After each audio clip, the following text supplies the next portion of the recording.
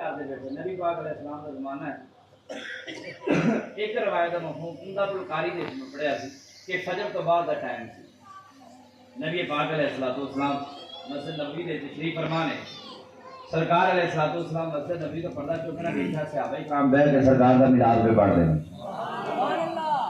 صحابہ ہے کاتب وحی محلے دے جو نا کوئی بندہ ایسا ہوتا ہے قاری ناصر صاحب کمن دے بھائی محمد نواز شریف صاحب تہاڈا کام ہے لنگر دا 11ویں شریف دے وی آئی پی انتظام کرنا.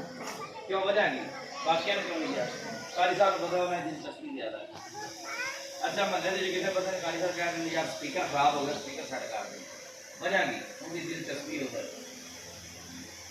نبی پاک علیہ السلام دے کئی صحابہ سن. سرکار علیہ السلام نے سیدنا حضرت امیر معاویہ رضی اللہ تعالیٰ عنہ نے بلایا. کہنے لگے اے امیر معاویہ میرے تے جڑا قرآن نازل ہوتا ہے نا آج تو بعد تو لکھنا کرنا.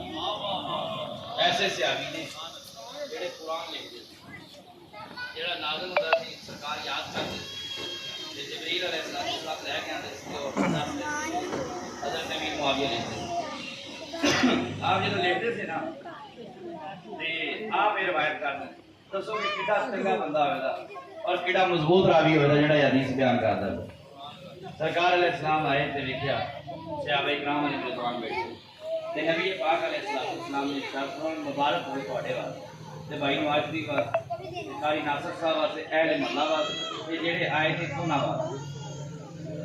کیا میرے صحابہ کہہ بیٹھے صحابہ کرام علیہ رضوان کہنے لگے یا رسول اللہ جیڑا اللہ نے سانو دین دیتا ہے نا تے جیڑا تانوں ساڈے وچ کلیا ہے اسی اس چیز کا شکر پہ مناتے ہیں.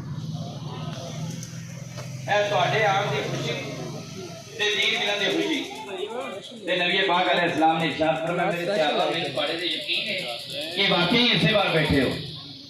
لیکن پوچھا ہے پانوں نے کہ انہیں میرے کو جبریل علیہ السلام آئے سی عرض کرتے پہ سی یا رسول اللہ یہ جڑی محفل تواڈے صحابہ بنا کے بیٹھے ہیں نا اللہ اس محفل کا ذکر فرشتیاں کے سامنے پہ کرتا ہے. میلاد کی محفل عام نہیں میلاد کی محفل بڑی چنگی ہوئی.